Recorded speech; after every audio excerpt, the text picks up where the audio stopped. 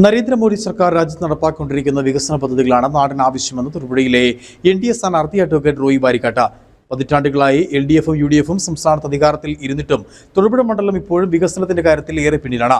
ഇതിന് മാറ്റം വരണമെങ്കിൽ സംസ്ഥാനത്ത് NDA സർക്കാർ അധികാരത്തിലെത്തണം.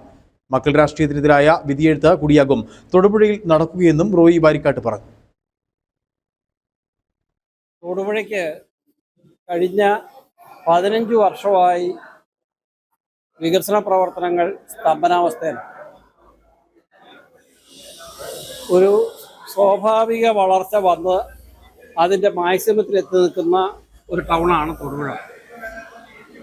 തൊടുപുഴയ്ക്ക് വ്യവസായ പാർക്കുകളിൽ മൂല്യാധിഷ്ഠിത വസ്തുക്കൾ ഉണ്ടാവുന്ന കൃഷിക്കാരുടെ വസ്തുക്കൾക്കുള്ള വ്യവസായ സംരംഭങ്ങളും IT പാർക്കുകളും സ്പോർട്സുമായിട്ട് ബന്ധപ്പെട്ട അനുബന്ധ സ്ഥാപനങ്ങളും ടൂറിസവുമായിട്ട് ബന്ധപ്പെട്ട സ്ഥാപനങ്ങളും തൊടുപുഴയിലേക്ക് ആളുകൾ വരാനും തൊടുപുഴയിൽ തൊഴിൽ നൽകി തൊടുപുഴ തന്നെ അതിലൊരു വീതം പണം തൊടുപുഴ ആളുകൾക്ക് ഉപകാരപ്പെടുന്ന രീതിയിൽ മാറേണ്ട സമയം കഴിഞ്ഞു.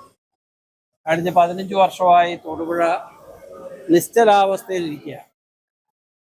ഇന്ത്യയിൽ എല്ലാ സ്റ്റേറ്റും പ്രധാനമന്ത്രി മോദിജി അധികാരത്തിൽ വന്നതിന് ശേഷം അതിവേഗം വികസന കാര്യത്തിൽ മുന്നോട്ട് പോകുമ്പോൾ കേരളം പുറകിലാണ്.